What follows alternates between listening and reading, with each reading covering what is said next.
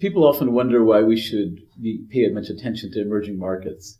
I think the typical way people see emerging markets is as a place where they should be exporting to, or a place where they import from. And I think the general public is very aware that we are now importing more and more products from China, from India, etc. And in the United States, of course, we're very aware that what we call for technical support, we often end up with an Indian in India who's providing technical support. What people don't realize is how important emerging markets are now for American multinationals, European multinationals, and other kinds of companies who are now entering these markets in two ways. One is they are trying to sell to those markets from their home market, which is very important. And the emerging markets over the next 10 years and next 20 years will continue to grow more and more rapidly.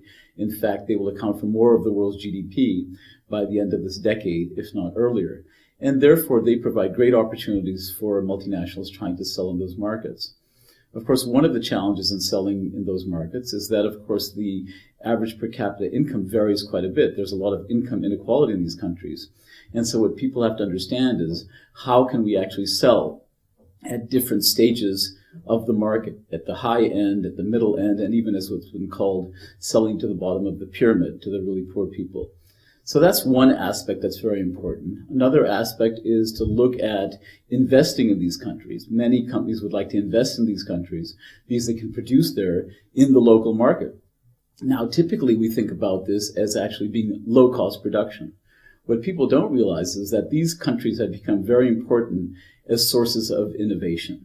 So if you're actually trying to operate, let's say, in the Indian market, it's really very difficult. So any Indian company that can succeed may have something to teach a Western multinational corporation about how to do business.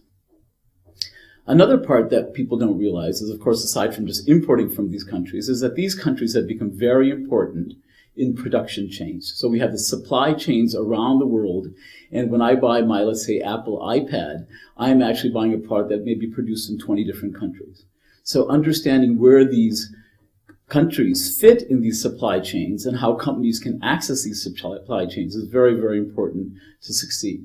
Finally, the biggest problem is potentially for American multinationals or European multinationals, is they're now facing increasing competition from companies in emerging markets. So we generally don't think of these countries as providing competitors. But if you look at India, for example, you have Tata Consulting Services, which is very important and very successful in Europe and the United States.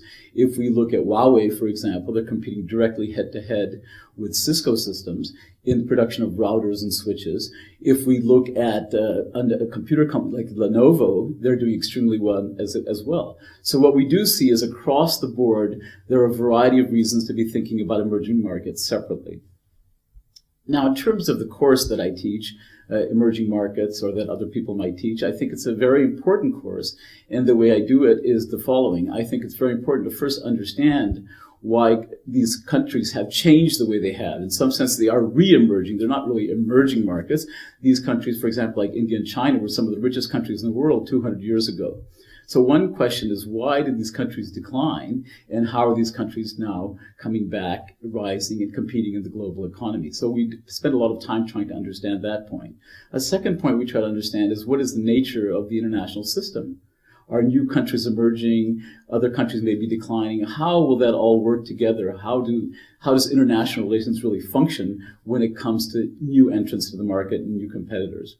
Third aspect, of course, is one of the most important, which has to do with the international trading system. As many of you know, the international trading system is undergoing a dramatic transformation. We no longer have much trade liberalization at the multilateral level through the World Trade Organization. Instead, we see the rise of regional agreements such as North American Free Trade, the European Union. In Asia, we see ASEAN, Southeast Asia, Association of Southeast Asian Nations. Understanding these regional groupings and what they mean for supply chains, for selling, for producing is also very important. Then finally, I think it's very important to have some sense of what it's like to operate in particular countries like India or China or Mexico. And there we can see that if you really want to integrate your market strategy with your non-market strategy, that is dealing with governments and other institutions, you really need to have a sense and a feel of these countries. So that's kind of the last part of the course, which I think is very important for people to understand how to operate and win in emerging markets.